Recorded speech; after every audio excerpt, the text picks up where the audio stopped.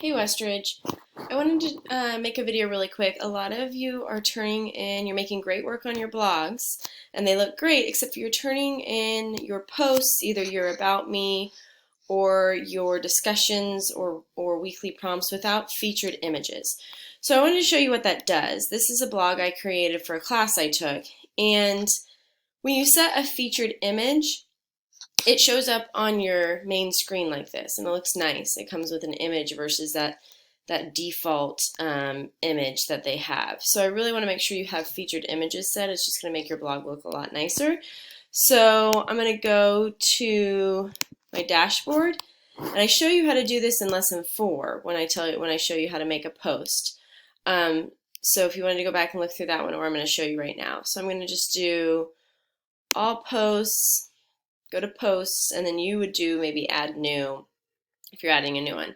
So I'm going to look at one of these and click edit. So this would just be like a post that you've maybe done a new post. This isn't a post. I don't think I've written anything. Nope, this is an assignment that I have to come. And so if I just copy and insert an image right here, it's not going to, or like if I just go to add media and insert or copy and paste an image right here in the text box, it's not going to show up on my main page. I have to have it set over here where it says featured image. So you would click on featured image.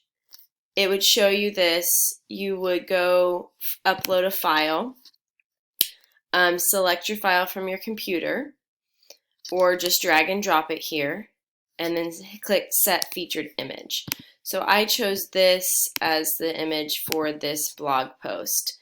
If that image is too big, you go to edit image and you change these numbers right here. All right, you give it different, smaller dimensions. This is showing you how many pixels it is. So this first number is how many pixels wide it is, and the second number is how many pixels tall it is. And if you want to reshape your image or make it smaller, you would make this first number smaller. So let's say I make it 800, or 1800, sorry. It automatically changes that to match the ratio, basically, the scale it should be. All right, and then I would just hit scale and it'll make it smaller. Okay. Some of the pictures, that doesn't work, and you'll just have to choose another image, because some of them it doesn't allow you, depending on what website you got it off of, or sometimes when it's pictures that you've downloaded from like your iPhone or your cell phone or your camera to your computer, it doesn't allow you to adjust those, and if it's huge, you'll just have to use a different picture. So I hit save, and then I'm going to hit set featured image, and there's my featured image.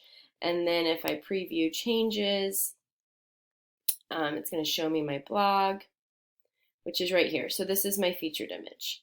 And then if I go to my actual blog website, that shows up for module 8 for that post, that discussion. All right, so you'll have all these nice looking pictures right here for your blog if you set the featured image. If you copy and paste an image into where you're typing, that is not going to set it right here. That makes sense? Hopefully it does. If you have any questions, let me know.